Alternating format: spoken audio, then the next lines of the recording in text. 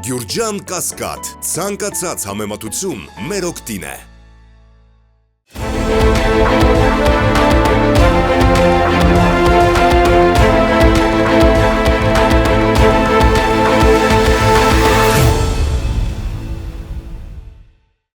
Բարև ձեզ, Մեդիահաբի հարգելի հետևորդներ։ Եվ այսպես, մոտ ենք արդյոք մենք Ադրբեջանի հետ խաղաղության հաստատմանը։ Ըստ Հայաստանի Հանրապետության արտաքին գործերի նախարար Արարատ Միրզոյանի 3 Նյու Դելիում պաշտոնական այցի շրջանակներում արված հայտարարության, այո, Հայաստանը մոտ է Ադրբեջանի հետ խաղաղության հաստատմանը։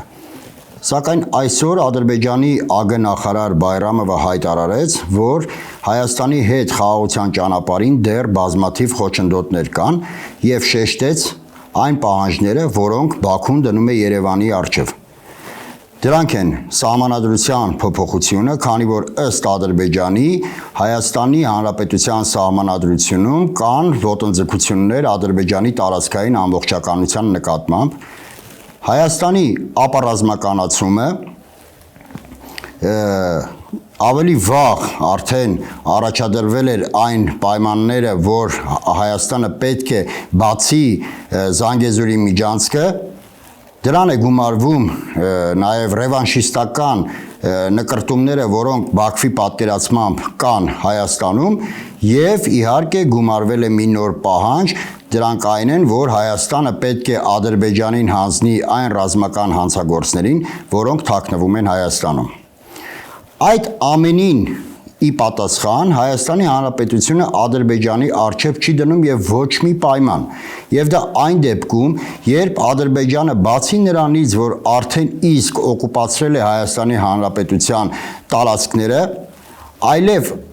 Արևմտյան Ադրբեջանը հռչակում ամբողջ Հայաստանի Հանրապետության տարածքը, այսինքն կասկածի տակ է դնում Հայաստանի Հանրապետության ինքնիշխանությունը առհասարակ։ Ու դա տեղավորվում է այն ամենի համատեքստում, որ Հայաստանը Ադրբեջանի հետ խաղաղության պայմանագիր է ստորագրում ոչ թե հիմքում ունենալով իրական խաղաղության ձգտումը, այլ ելակետը պարտված հաղթած հարաբերություններն են, այսինքն այդ խաղաղությունը, որը Հայաստանը ցանկանում է կնքել Ադրբեջանի հետ, ամբողջովին հիմնված է Ադրբեջանի կողմից պարտադրանքների եւ նրա պահանջները կատարելու բազայի վրա։ Եթե մենք համադրում ենք Նիկոլ Փաշինյանի եւ Ալիևի քաղաքական ձգտումները, ապա ակնհայտ է դառնում, որ խաղաղության պայմանագիրը ոչ միայն դեռևս տևական ժամանակ չի ստորագրվի, այլ առհասարակ ընդհուպ մոտեցել ենք պատերազմին։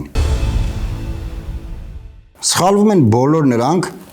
ովքեր կարծում են, որ Ադրբեջանը Հայաստանից ցանկանում է պոկել առավելագույնը։ Ոչ, Ադրբեջանը ցանկանում է Հայաստանից պոկել ամբողջը, այսինքն Հայաստանի Հանրապետությունն ամբողջությամբ, ու Ադրբեջանը կանգ չի առնի այնքան ժամանակ, մինչև նրան չկանգնեցնեն, իսկ կանգնեցնող այս պահին կարծես տեղ չկա։ Ադրբեջանի ցանկացած պահանջի կատարմանը հաջորդում է մեկ այլ պահանջ, սակայն եկեք մի բանի վրա անպայման ուշադրություն դարձնենք, որ որքան էլ Ադրբեջանի պահանջները կատարվեն, անպայման գալու է այն օրը, որ Ադրբեջանը դնի մի այնպիսի պայման, որը Նիկոլ Փաշինյանը նույնիսկ մեծ ցանկության դեպքում չկարողանա կատարել։ Նիկոլ Փաշինյանը իրականում չունի կարմիր գծեր, իրականում չունի գաղափարախոսություն, այսինքն գաղափարազուրկ է, որը արժեք չի կրում, հայրենազուրկ է, սակայն պահանջը լինելու է այնպիսին, որ Նիկոլ Փաշինյանը այլևս իզորու չլինի այդ պահանջը կատարել, եւ հենց այդ մերժումն էլ Ադրբեջանի համար հիմք է հանդիսանալու, որպեսզի սանձազերծի պատերազմ։ Այժմ եկեք մի փոքր հերթականությամբ Ադրբեջանի պահանջներին անդրադառնանք։ Սկզբից Ադրբեջանը պարտադրեց, որպեսզի Հայաստանի Հանրապետությունը իրեն հանձնի Տավուշի գյուղերը։ Նիկոլ Փաշինյանը հայտարարեց, որ Հայաստանի Հանրապետությունից ոչ մի թիզ հող Ադրբեջանին չի հանձնվելու, սակայն այդ գյուղերը հրճակեց սկզբից ադրբեջանական, այնուհետև նոր հանձնեց Ադրբեջանին։ Ներքին լսարանի մոտ ապահովեց իր այն թեզը, որ իբր ինքը Հայաստանից ոչ մի թիվ հող չի հանձնել, սակայն իրականում ուղիղ կատարեց Ադրբեջանի պահանջը։ Դրան հաջորդեց Ադրբեջանի կողմից մյուս պահանջը, այն է Հայաստանի Հանրապետության սահմանադրության փոփոխությունը։ Արդյունքում Նիկոլ Փաշինյանը մոգոնեց իր իրական Հայաստան տափակաբանությունը, որը եւ տալով դրան գաղափարախոսական տեսք ցանկանում է ամրագրել սահմանադրությամբ, այսինքն Նիկոլ Փաշինյանը սահմանադրության փոփոխությունները մանիպուլացրեց որպես Հայաստանի Հանրապետության ներքին քաղաքական օրակարգ եւ դրանով իսկ նա արդեն այն ճանապարհին է, որպեսի հագուրտ տա Ադրբեջանի այդ պահանջին։ Ինչ վերաբերում է ապառազմականացման թեմային, մի կարճ անդրադարձ ուղղակի այսպես ասեմ, երբ որ Ճապոնիան ստորագրեց կապիտուլյացիոն ակտը, ԱՄՆ-ի պարտադրմամբ նա սահմանադրությամբ ամրագրեց, որ ինքը չի ունենալու բանակ, այլ բանակի փոխարեն լինելու են պաշտպանական ջոկատներ, այնուհետև Ճապոնիան պարտավորվեց, որ երբեք որևէ ռազմական գործողության չի մասնակցելու եւ երբեք որևէ պատերազմի չի մասնակցելու։ Ադրբեջանի ամբողջ նպատակն է ապամոնտաժել Հայաստանի Հանրապետության զինված ուժերը եւ կարծես դա նրան նույնպես հաջողվում է։ Նայեք, մի կարևոր շեշտադրում անենք մեր բանակի հետ կապված։ Հայաստանի Հանրապետությունը այս վերջին տարիներին չի կատարել ոչ մի լուրջ զորավարժություն, ոչ համատեղ մեկ այլ երկրի հետ, ոչ էլ միայնակ։ Հայաստանի Հանրապետության բանակի ամբողջ այս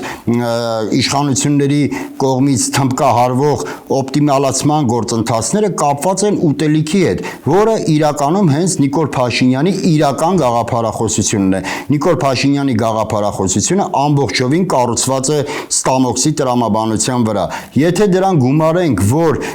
բացի Հնդկաստանի կողմից ժամանակ առ ժամանակ սեփական զինատեսակների արտադրությունը PR-ող հոդվածների եւ ֆրանսիական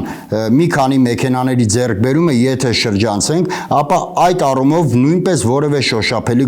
գործողություն տեղի չի ունեցել։ Հետևաբար հերու չէ այն օրը, որ Նիկոլ Փաշինյանը կրկին մանիպուլացնելով Հայաստանի Հանրապետության զինված ուժերը բերի այն վիճակի, որ նա այլևս մարտունակ չլինի, եթե դրան էլ գումարենք, որ նախանշվող սահմանադրության փոփոխման այս նախագծում Հայաստանի Հանրապետությունը չի ունենալու ոչ մի իղձ, չի ունենալու ոչ մի նպատակ եւ առհասարակ զուրկ է լինելու ցանկացած ամբիցիայից։ Հաջորդ պահանջին, որը վերաբերում է ռևանշիզմին, ապա Ալիևը նկատի ունի ոչ միայն Փաշինյանի ընդդիմախոսներին, այլ առհասարակ Հայաստանի Հանրապետության բոլոր այն քաղաքացիներին, որոնք կրում են ազգային արժանապատվություն։ Սակայն այս հարցը Փաշինյանն ու Ալիևը լուծում են համատեղ ուժերով, որպես ապացույց Բաքվում ընթացող կեղծ դատավարություններն են եւ Հայաստանում կեղծ քրեական հոդվածների հարուցումը ընդդիմադիրների նկատմամբ։ Բացի այդ, Փաշինյանը ոչ պակաս փութաջանությամբ է տրամադրված Հայաստանի պատմության ոչնչացմանը, որքան Ալիևը, նույնիսկ ավելի Նիկոլ Փաշինյանը արդեն ուրացել է հայոց ցեղասպանությունը։ Հիշեք, հերու չէ այն օրը, երբ կստեղծվի պատմաբանների այն խումբը,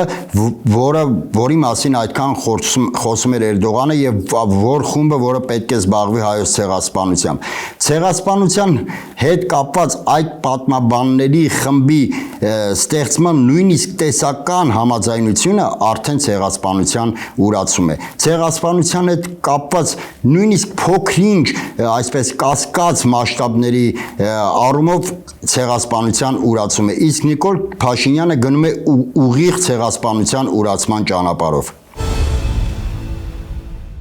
Արևմտյան Ադրբեջան գաղափարախոսությունը Նիկոլ Փաշինյանը լեգիտիմացրեց այն օրը, երբ նույնացրեց Արևմտյան Հայաստանի հետ։ Ստացվեց, որ Ալիևը ճիշտ է, եւ այո, Հայաստանի Հանրապետությունը ամբողջությամբ նախկինում եղել է Արևմտյան Ադրբեջան։ Սակայն Նիկոլ Փաշինյանի խղճուկ մեսիջների համաձայն Մենք պետք է հրաժարվեինք մեր պատմական հայրենիքից, ադրբեջանցիները պետք է հրաժարվեին իրենց պատմական հայրենիքից։ Ալիևը ներողություն, Փաշինյանը հրաժարվեց Արևմտյան Հայաստանից, սակայն Ալիևը ոչ։ Որպես ապացույց նայեք ադրբեջանցիների այն հնարավոր բնակեցումն է Հայաստանում, որի մասին խոսում է Ալիևը։ Ընդ որում շեշտադրում է հետևյալն է. այդ ադրբեջանցիները պետք է վերադառնան ոչ թե այն տները, որոնցում իրենք ապրել են նախքան Արցախյան առաջին ազատամարտը, այլ պետք է վերադառնան իրենց պատմական հայրենիք, այսինքն Հայաստանի Հանրապետությունը ադրբեջանցիների պատմական հայրենիքն է։ Բացի դրանից, նույնիսկ տեսականորեն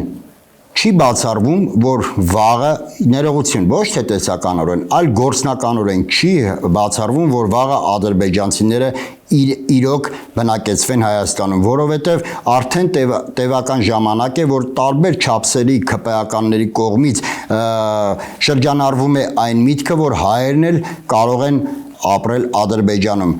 քաջ գիտակցելով, որ թե տեսականորեն, թե գործնականում որևէ հայ երբևէ Ադրբեջան չի գնա ապրելու, որևէ հայ երբևէ չի ապրելու ոչ Բաքվում, ոչ էլ Սումգայիթում։ Ինչ վերաբերում է Զանգեզուրի Միջանցքին, ապա Նիկոլ Փաշինյանը արդեն իսկ համաձայնվել է Զանգեզուրի Միջանցքի տրամադրմանը, սակայն անունը դրել է ճանապարհ։ Մենք այդ մասին նախորդ մեր հաղորդումներից մեկում մանրամասը խոսել ենք եւ հիմա կարծում եմ դրան կարիք չկա կրկին անդրադառնալ։ Ստացվում է հետեւյալ պատկերը, որ այլևս որևէ խոչընդոտ չկա, որպեսի Հայաստանի եւ Ադրբեջանի միջև խաղաղություն չկնքվի, որովհետեւ Հայաստանը կատարել եւ կատարում է բոլոր այն պահանջները։ Ըստ այդմ որն է խնդիրը։ Խնդիրը այն է, որ Ալիևը պարզապես չի ցանկանում Հայաստանի հետ կնքել խաղաղության պայմանագիր, իսկ խաղաղության այլընտրանքը պատերազմն է։ Բայց ցանկացած պատերազմի համար պետք է փոքրիշատ է լեգիտիմ հող։ Հետևաբար Ադրբեջանը արդեն իսկ Հայաստանի առջև դրել է մի այնպիսի պայման, որը Փաշինյանը այլևս չի կարող կատարել։ Դա այն է, որպեսզի Հայաստանը Ադրբեջանին վերադարձնի ռազմական հանցագործներին, որոնք թաքնվում են Հայաստանում։ Բնականաբար ի տարբերություն Ադրբեջանի, Հայաստանում վարձկաններ չկան։ Հետևաբար ովքեր են այդ ռազմական հանցագործները։ Պատասխանը շատ պարզ է։ Ըստ Ադրբեջանի ռազմական հանցագործներ են Հայաստանի Հանրապետության նախկին նախագահները եւ ազգային հերոսները։ Ցանկանար Փաշինյանը նրանց հանձնել Ադրբեջանին։ Միանշանակ այո։ Կարող է հանձնել, միանշանակ ոչ։ Եվ ահա հենց այդ պահանջի անհնարինությունն էլ կարող է Ադրբեջանին բերել պատերազմի։ Ադրբեջանը կարող է հայտարարել հակաաբեկչական գործողություն ճիշտ այնպես, ինչպես Արցախում, եւ հաշվի առնելով Հայաստանի Հանրապետության իշխանությունների բարոյազուրկ վիճակը, Զանգեզուրի Միջանցքի փոխարեն արդեն կարող է ստանալ ամբողջ Սյունիքը։ Եթե նույնիսկ Նիկոլ Փաշինյանին հաջողվի Ալիևին հակառակը համոզել այդ պահանջի հետ կապված, ինչի նախադեպը առ այսօր տեղի չի ունեցել, միևնույնն է, անպայման Ալիևը դնելու է հաջորդը մի այնպիսի պայման, որը կրկին անհնար է լինելու կատարել եւ որը իհարկե մեզ կանգնեցնելու է պատերազմի շեմին։ Հետևաբար պատերազմից խուսափելու միակ միջոցը, շեշտում եմ, պատերազմից խուսափելու միակ միջոցը Նիկոլ Փաշինյանի հեռացումն է իշխանությունից։ Այսօր այսքանը, շնորհակալ եմ, կհանդիպենք։ Գյուրջան Կասկադ, ցանկացած համեմատություն մեր օգտին է։